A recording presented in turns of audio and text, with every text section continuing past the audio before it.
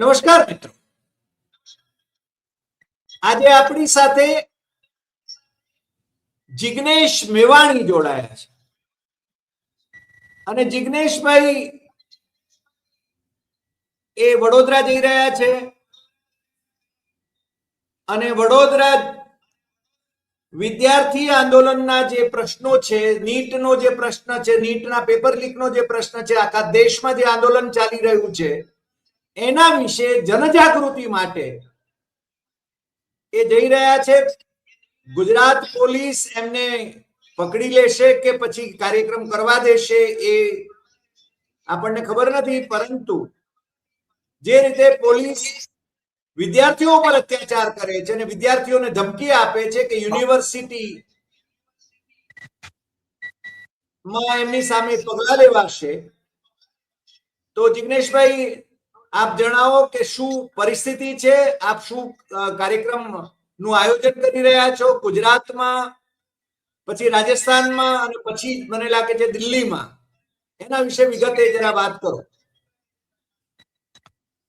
સૌ પ્રથમ તો તમારા તમામ દર્શક મિત્રોને જણાવું કે દેશની માફક આપણા ગુજરાતમાં પણ છેલ્લા 10-12 વર્ષમાં 34 જેટલી પરીક્ષાઓના પેપર લીક થયા। હવે જે પેપર 2015 અને 16માં લીક થયું, આજે એ વાતને એક દાયકો 10 વર્ષ થયા, છતાં એક પણ માણસ આજે સાબરમતી સેન્ટ્રલ જેલની સલાખોની પાછળ નથી, કેમ કે આ 34 પેપર લીકની ઘટનાઓમાંથી એકાદ અપવાદને બાદ કરતા એક પણ કિસ્સામાં હજુ સુધી ટ્રાયલ પૂરી થઈ નથી। કેટલાક કિસ્સાઓમાં લગભગ 8 થી 10 એવી પરીક્ષાઓના પેપર ફૂટ્યા છે જેમાં એફઆઈઆર પણ નથી થઈ, ધરપકડ પણ નથી થઈ, ચાર્જશીટ પણ નથી થઈ। મતલબ કે 10 વર્ષથી ગુજરાતમાં આ પરીક્ષાઓ કન્ડક્ટ કરવાની પદ્ધતિમાં એબ્સોલ્યુટ કમ્પ્લીટ થરો ધુપ્પલ ચાલી રહ્યું છે। આરએસએસ અને ભારતીય જનતા પાર્ટીની ડિઝાઇનમાં ફિટ થતા હોય અને મજબૂત કાવડિયા ખંખેરી શકે એવા જ માણસોને એડવાન્સમાં પેપર આપીને નોકરીઓમાં લેવા અને બાકીના બધા ઝેન્ઝીસ સ્ટુડન્ટ્સ અને વિદ્યાર્થીઓએ મંજીરા વગાડવા। આ જે રાજ્યવ્યાપી દેશવ્યાપી ષડયંત્ર ખાસ કરીને આરએસએસ અને મોદીની ભાજપમાં જે જોવા મળી રહ્યું છે એ બહુ ડેન્જરસ છે। અને એક પણ માણસ કન્વિક્ટ એટલા માટે નથી થયો કે ટ્રાયલ પૂરી નથી થઈ, એટલે ધર્મેન્દ્ર પ્રધાનનું રાજીનામું તો જોઈએ જ, પણ એક આંકડા મુજબ છેલ્લા 10 વર્ષમાં 89 અને બીજા એક આંકડા મુજબ છેલ્લા 12 વર્ષમાં લગભગ 140, જે પણ આંકડો સાચો હોય એ જેટલા પણ એક્ઝામ્સના પેપર ફૂટ્યા ગુજરાતમાં કે દેશમાં, એ તમામે તમામમાં આવતા 3 વર્ષમાં ફાસ્ટ ટ્રેક કોર્ટમાં કેસ ચાલીને ટ્રાયલ પૂરી થાય, સરકારના best qualified competent public prosecutor એમાં અપિયર થાય, જરૂર પડે રાજ્ય સરકારો કેન્દ્ર સરકારો સિનિયર કાઉન્સિલોને હાયર કરે અને મજબૂત દલીલો કન્વિક્ટ કરવાના ઈરાદા સાથે કરે, અને આ 140 જેટલા પેપર ફૂટ્યા એ પૈકી 25 પેપર ફોડનારા આરોપીઓ પણ કન્વિક્ટ થાય, એમની સામે ગુનો સાબિત થાય, તો પેપર લીક થતું અટકે અને આરોપીઓમાં એવી દહેશત બેસે કે હવે આ ચાળો કરવા જેવો નથી। પણ મીનવાઇલ હું સેલ્યુટ કરું છું એક ગુજરાતી તરીકે, એક ભારતીય તરીકે, કે જે પ્રમાણે આપણા છાત્ર, નોજવાન, વિદ્યાર્થી, સ્ટુડન્ટ્સ, યુવાઓ, જેન્ઝીઝ જંતર મંતર અને દેશના ખૂણે ખૂણે લડી રહ્યા છે, આખી મુવમેન્ટનું જે પ્રમાણે ડિસેન્ટ્રલાઇઝેશન, વિકેન્દ્રીકરણ થયું છે, કોઈ એક રાજકીય પક્ષ નહીં, કોઈ એક સંગઠન નહીં, કોઈ એક નેતા નહીં, બધા જેન્ઝીસ પોતે નેતા અને બધા જ સડકો પર પૂરેપૂરી તાકાતથી કોઈના બાપની સાડાબારી રાખ્યા વગર એકદમ જેને કહેવાય કે મજબૂત ભાષામાં તો ક્યારેક સદંતર અંડસંડ તમામ પ્રકારના પ્રયોજનો કરીને મુદ્દે મોદી સાહેબને બરાબર તબિયતથી લસોટી રહ્યા છે. એટલે પહેલા તો ભારતીય જનતા પાર્ટીના મિત્રોને કહેવા માંગુ કે આ બહુ જુદા પ્રકારની પેઢી, જુદા પ્રકારની જનરેશન સાથે તમે પંગો લીધો છે. તમારા ગાભા ડૂચાના છોતરા ત્રણેય કાઢી નાખશે. આ અમારી પેઢી કરતા પણ બહુ નેક્સ્ટ લેવલના માણસો છે. આ બિહાર પોલીસને કાનમાં જઈને એવું કહે છે, ભલે તમે પોલીસ વાળા આયા તો ખરા, પણ ટીયર ગેસના સેલ કેમ નહીં લાયા? અને પેલા ટીયર ગેસના સેલ છોડે એટલે બધા ટોળું થઈને ફૂટબોલ રમે છે. આ એ જનરેશન જોડે તમે પંગો લીધો છે. આ બિહાર પોલીસના કાનમાં જઈને કહે છે કે તમે લોકો આયા તો ખરા, પણ વોટર કેનન કેમ નહીં આયા? કિતની ગરમી લગ રહી, થોડા છોડો પાણી બાની. અને જ્યારે વોટર કેનનનો મારો થાય છે ત્યારે 2000 બિહારી ઝેન્ઝીઝ અને સ્ટુડન્ટ હોળી રમતા એમાં 1.5 કલાક ડાન્સ કરે છે, શર્ટ કાઢીને તંબુરો વગાડે છે, સવારે લાઠી ખાય છે પોલીસની ને રાત્રે પાર્ટી કરે છે. સ્વિગીના ઓર્ડરો એમના સુધી પહોંચી રહ્યા છે. અદ્ભુત શાલીન પોસ્ટર બેનર બનાવે છે, તો ક્યારેક સંપૂર્ણ અભદ્ર અશ્લીલ પણ બનાવે છે. તમે આ પેઢીને ટેકલ નહીં કરી શકો. એક ક્ષણનો વિલંબ કર્યા વગર તાત્કાલિક ધર્મેન્દ્ર પ્રધાનનું રાજીનામું લો. એમની સાથે ટેબલ ટોક કરી બીજી જેટલી પણ માગણીઓ છે એનો સ્વીકાર કરો. બાકી ધર્મેન્દ્ર પ્રધાન સાઈડમાં રહેશે. આ નરેન્દ્ર મોદીને નવરા કરવા બેઠા છે. અને જ્યારે એક આખી પેઢી એન્ટી એસ્ટાબ્લિશમેન્ટ બની, એન્ટી બીજેપી, એન્ટી મોદી બની સતત 1 મહિનો લડી નાખે ને, પછી ભવિષ્યમાં તમે એને વાળી નહીં શકો. દે આર એન્ટી બીજેપી અને anti Modi, they will remain anti BJP, anti Modi. એટલે હજી નરેન્દ્ર મોદી અને અમિત શાહમાં અક્કલ હોય તો તાત્કાલિક એમણે ઇન્ટરવીન કરવું જોઈએ. સ્ટુડન્ટ્સના તમામ ગ્રુપ સાથે, વિપક્ષના તમામ દળો ઇન્ડિયા અલાયન્સ સાથે બેસી ધર્મેન્દ્ર પ્રધાનનું રાજીનામું તો લેવું જ જોઈએ. પણ શિક્ષણનું તંત્ર ગુજરાત અને દેશમાં જે પ્રમાણે ખાડે ગયું છે એમાં કેવા કેવા રિફોર્મ્સની અપેક્ષા છે એની વાત કરવી જોઈએ. જેમ કે હમણાં જ થોડાક દિવસ પહેલા ગુજરાતના એક લીડિંગ અખબારમાં એક હેડલાઇન હતી, 8 કોલમના ન્યૂઝ હતા કે ગુજરાતમાં ધોરણ 10 કે 12 પછી, હું આંકડો ભૂલી ગયો ધોરણનો, પણ જે પણ વર્ષ હોય એ વર્ષ પછી લગભગ 31 લાખ લોકોએ એનરોલમેન્ટ નહીં કરાયું. મતલબ કે ભણવા ગયા નહીં, સ્કૂલમાંથી ઉઠી ગયા. કેટલા? 31 લાખ લોકો 2026ના ભારતમાં, 2026ના ગુજરાતમાં આ એઆઈ ના જમાનામાં શ્રીતસર સ્કૂલ જ ના જાય, કોલેજ જ ના જાય. એટલે કેટલું શિક્ષણનું તંત્ર ખાડે ગયેલું હશે એ બહુ સ્પષ્ટપણે દેખાય છે. બીજી વાત, જિગ્નેશ, હા સોરી, જી. તમે કઈ કહી રહ્યા? નહીં જી, પ્લીઝ પ્લીઝ પ્લીઝ ગો હેડ. મને એ કહો કે ગુજરાતમાં આ પ્રકારનું આંદોલન અમે લોકોએ જે જોયું, અમે જ્યારે ફર્સ્ટ યરમાં હતા કોલેજના, એ નવનિર્માણ આંદોલન હતું. નવનિર્માણ આંદોલન પછી આવો માહોલ અમે પહેલી વાર જોઈ રહ્યા છીએ. નવનિર્માણમાં પણ નવનિર્માણ જ્યારે સફળ થયું એમ કહી શકાય, એ તો રાજકીય જ હતું અને એમાં ચિમનભાઈના રાજીનામાની વાત જ હતી, એમની સરકાર જાય એની જ વાત હતી. અને મોરારજી દેસાઈ જેને ચિમનભાઈની સાથે સાંઠગાંઠ કરી રહ્યા હતા, એ બહુ સ્પષ્ટ વાત છે. પણ હવેની જે જનરેશનની તમે જે વાત કરી, એ જનરેશન હવે અત્યાર સુધી તો એમ હતું કે એ બીજેપીને ટેકો આપે છે કારણ કે એને કોંગ્રેસનું શાસન જોયું નથી. હવે આ વખતે જે પ્રકારે માહોલ રચાયો છે એ માહોલમાં મને લાગે છે કે પહેલા તો આ ઓચિંતા એક તારણહાર આવી ગયા દીપકે કરીને, પછી છે ને ભારતીય જનતા પાર્ટીના પરિવારવાળા સોનમ વાંગચુક આવી ગયા.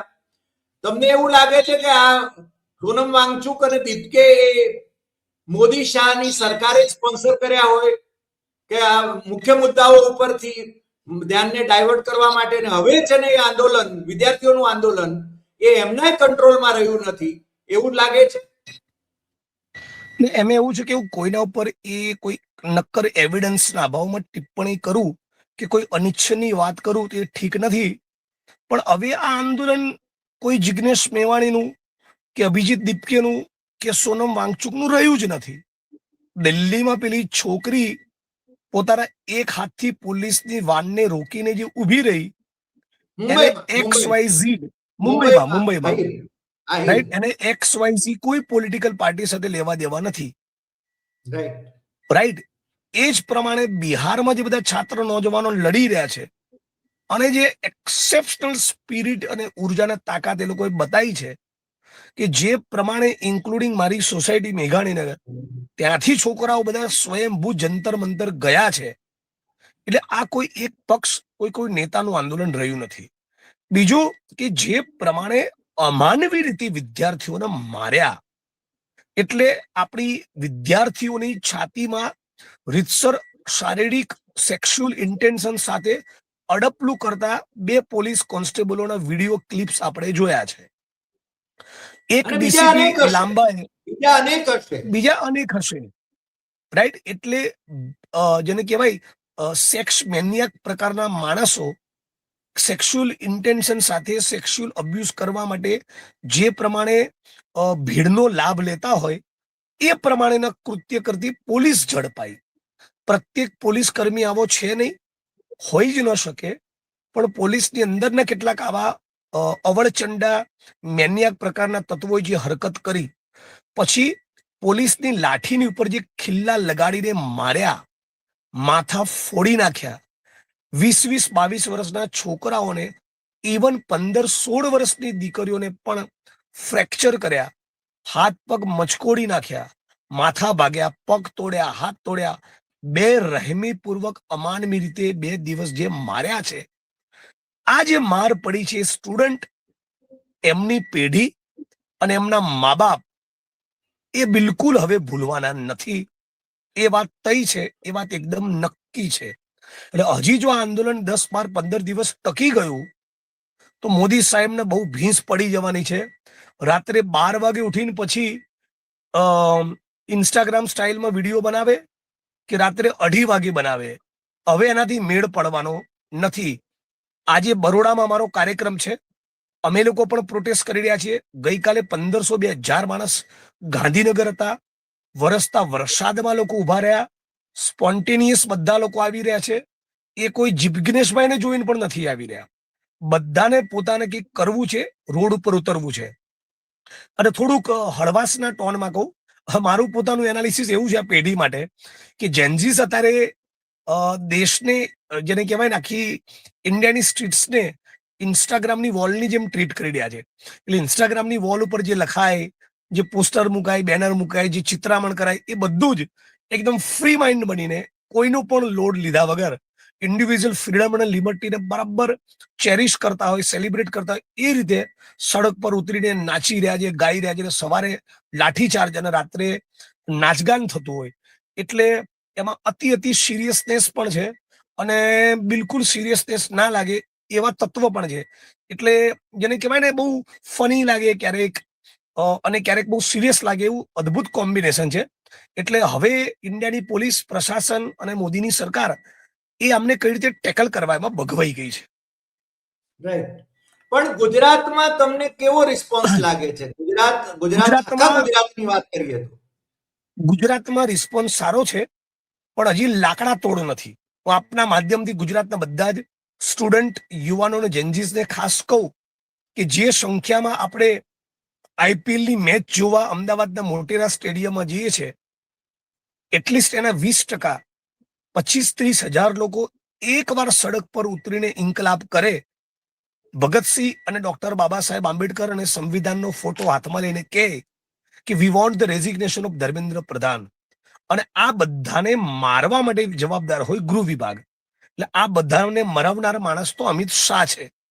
એટલે અમિત શાહના રાજીનામાની માંગ પણ ગુજરાતની ધરતીમાંથી બુલંદ થવી જોઈએ. ગઈકાલે તમારી રેલીમાં બધા મિત્રો એવું પોસ્ટર લઈને આવ્યા હતા, પછી મારા પણ હાથમાં પકડાયું હતું કે મેલોડી કો મેલોડી ઓર હમ લોકો કો ડંડા, રાઈટ. એટલે આ પ્રકારની બધા રમૂજ પણ કરતા હોય છે. એક જગ્યાએ એક એવું પણ બેનર હતું કે મેલોડી મોદી સાહેબ ભાવ નથી આપતી, એમાં અમારો શું વાંક, રાઈટ. એટલે બધી બહુ અમેઝિંગ પ્રકારની ક્રિએટિવિટી પણ બહાર આવી રહી છે. એક છોકરી દિલ્હીમાં જંતર મંતરમાં, રાઈટ. Yes yes. નહીં, એટલે જેનજીને તો છે ને, એ તો મુક્ત વિહારી છે, મુક્ત વિહારી છે.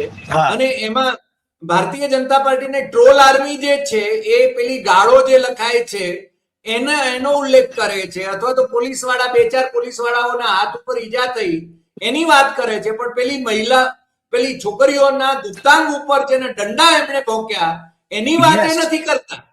એની વાત એ નથી કરતા. અને અને મોદી સાહેબ પણ એની વાત નથી કરતા. એટલે રાત્રે 12:30 વાગે વિડીયોમાં આવીને તમારે એ કહેવાનું હતું કે ધર્મેન્દ્ર પ્રધાનનું રાજીનામું લઈશ, તમારી સાથે સંવાદ કરીને એજ્યુકેશન અને એક્ઝામ્સની પ્રોસેસમાં શું સુધારાની જરૂર છે એનો સંવાદ કરીને એમાં સુધારા લાવીશું.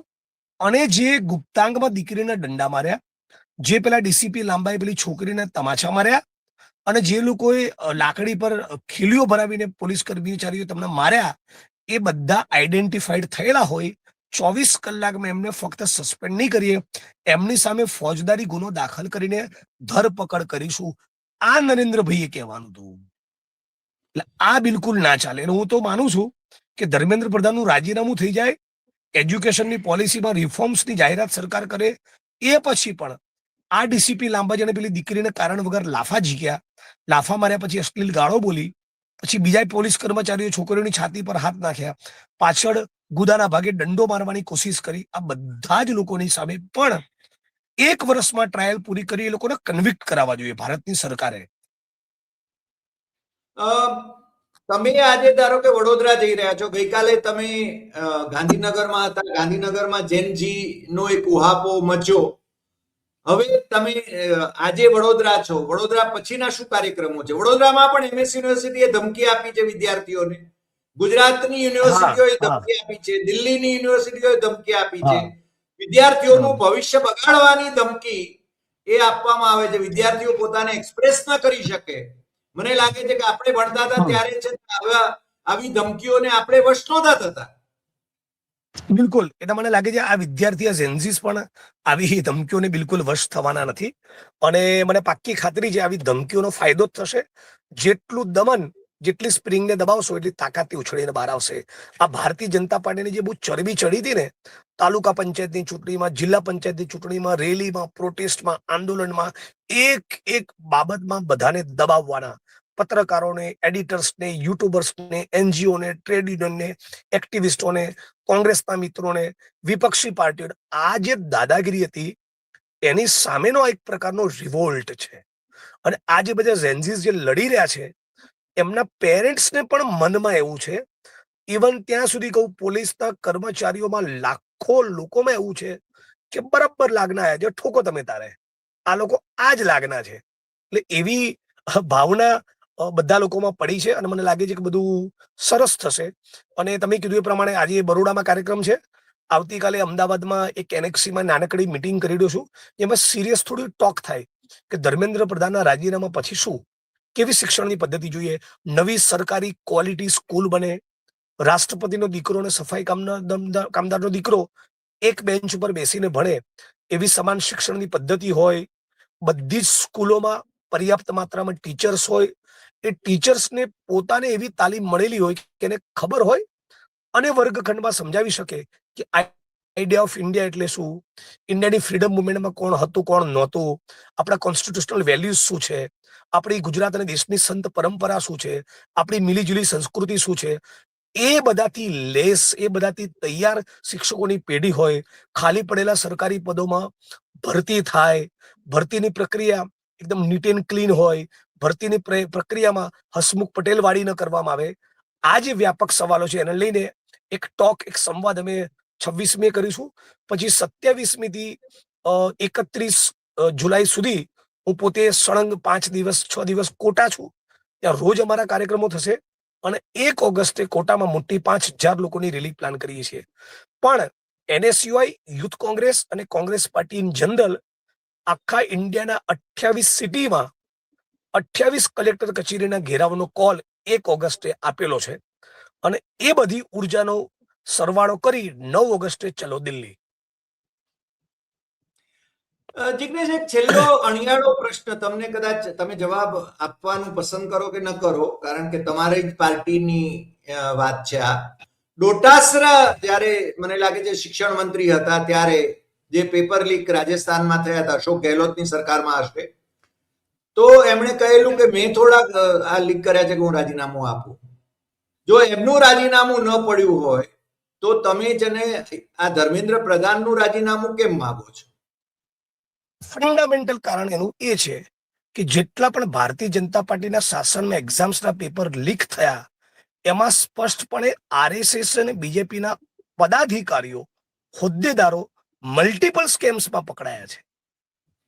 રાઈટ? એટલે હું કોઈ રાજ્યનો સીએમ હોઉં અને એક્ઝામ્સનું પેપર લીક થાય એમાં હું ઇન્વોલ્વ હોઉં, કે મેં કરાવ્યું હોય એવું જરૂરી નથી, પણ મારા માણસો જો એમાંથી ઇન્વોલ્વ નીકળે અને એકથી વધારે ઇન્વોલ્વ નીકળે અને મારી કોઈક એનએસયુઆઈ, યુથ કોંગ્રેસ, સેવાદળ, મહિલા કોંગ્રેસના માણસોનો અમે આરોપી તરીકે જવાબદાર નીકળતા હોય, એકથી વધારે એક્ઝામ્સના પેપરમાં લીક, તો ફક્ત આ સિસ્ટમેટિક ફોલ્ટ નથી.